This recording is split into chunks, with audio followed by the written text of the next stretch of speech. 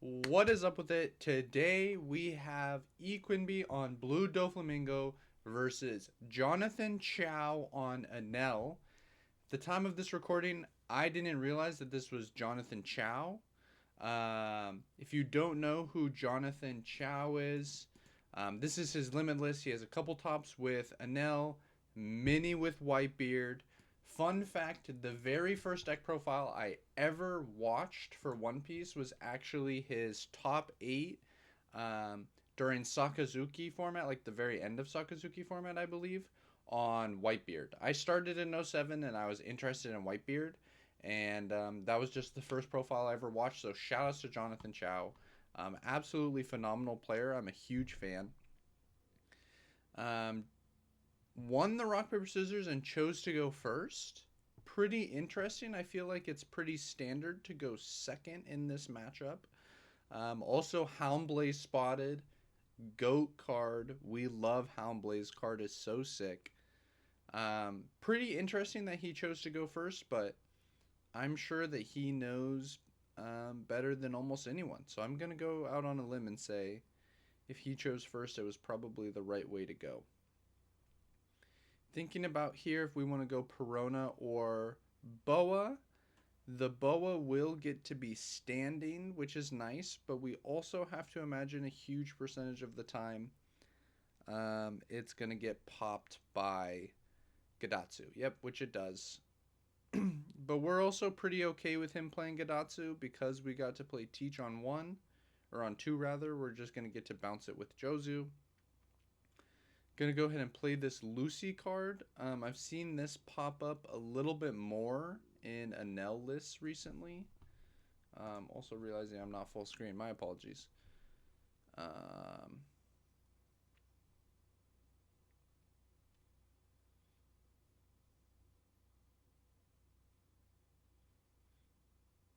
yeah, they're playing the Lucy for Blackbeard. Makes a lot of sense.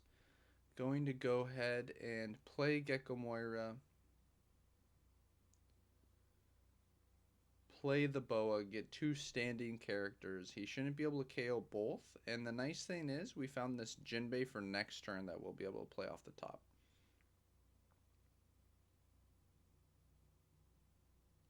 Have to imagine this is the only real order we could ever do here. Yep. And we'll go ahead and pass. Jonathan also countering just because he doesn't want to go too high up on hand size. I think we are pretty okay with that. Looking at maybe playing Perona, kind of interesting. Um, Thinking about maybe hitting the Crocodile this turn instead. Just trying to play the Jinbei on a later turn when we're more. Um, there's more possibilities of actually presenting a real threat to the opponent.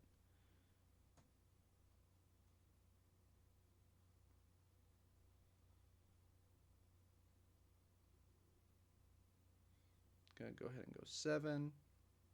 And we'll go ahead and add this Perona back to our hand. We'll go ahead and replay the Perona. It's nice that we found a second Jozu here. So we'll actually be able to potentially go Jozu into Jinbei next turn. Surely we're going to put down some 4-drop. Think we're maybe hoping to save this Gecko Moira for something a little more high impact. We're being really Omega starved here.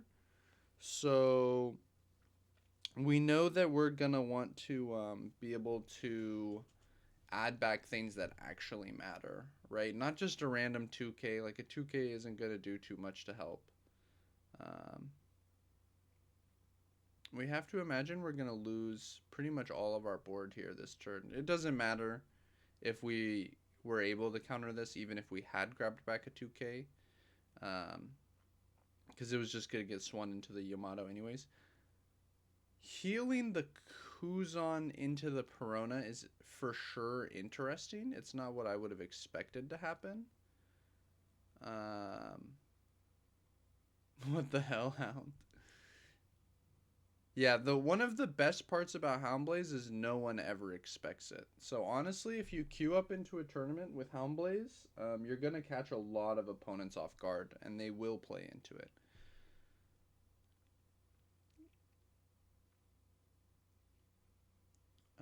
So we know we have this Jinbei coming off the top. Should give us a nice bounce for our Jozu, I would imagine. Gonna go ahead and swing 8. We know we're drawing a pudding. So not the worst situation if they take this. And if they don't take it, that's fine too. They're still at 2 life. We're not gonna be healing them with like a Yamato. Double Gadatsu here. You know, like a lot of people want to say, oh, you can't beat good Enels. You can't beat good Enels when they see all the removal and the heals. It's just you can't do it. Enel's too hard. We'll see. You know, we'll see how true that is. He's not playing into pudding. He's playing all of his removal. I think maybe he didn't have to put this Kuzan sideways, but it looks like we're not even going to swing into it anyways. You know, we know if he puts that Kuzan sideways, and I have to imagine we're just going to let this go. We can never defend this. Oh, interesting that we are going to defend it. I guess we've decided, like, hey, if he's going to put his board sideways this turn, we don't want to take too many hits to the face. There's only so many hits that we're okay with taking. And this is a, you know, in many ways, this is a troubling game state for us. We are pretty thankful that we dodged the removal here. And it looks like we're going to be in a game state where we're forced to go for game next turn. So I don't really see a reason to not just take these. I think we can take these pretty freely. Pretty fortunate that he did not have another Yamato here, admittedly. And we are going to have to dodge some triggers. But there's a path to win here. And here's the thing. Look, if a great Enel player sees everything, if they see the right heals, the right removal, the right triggers, if they see everything, they'll win. The matchup is not free. It's hard. Everyone knows this. But it's about finding the way to win, right? There is a way to win. You can't just be doomer and expect that they're going to get all of that every time, right? It's just unrealistic. So we're going to go ahead and swing 9 here. We dodged the trigger, thankfully. We'll go ahead and go 5. We'll go 5. These numbers don't really matter what we do. The only thing that does matter is that we use our Hound Blazes because those are very Dawn efficient. So instead of swinging 11, we get to swing 13. And once we get the 13, there is nothing that he can do. It didn't matter how much counter he had in his hand right there. 13 was too large. Shoutouts to Houndblaze. OP card. Look, if we didn't have the Houndblazes in hand, he's only at 11, we lose. So hopefully this was a good example for everyone. I still get messages literally every single day about how to beat Enel. I really don't think it's a matchup that you should be that concerned with. First of all, because Jonathan Chao is like the only good Enel player in the world, basically, who's still playing it. Second of all, yeah, so like it's just not that present, right? So you shouldn't be too worried about it, but you should have a game plan. And really, the game states you want to, what your win condition is, I need to get to this game state. I need to be able to have standing characters force them attack life, and then go for it and proj.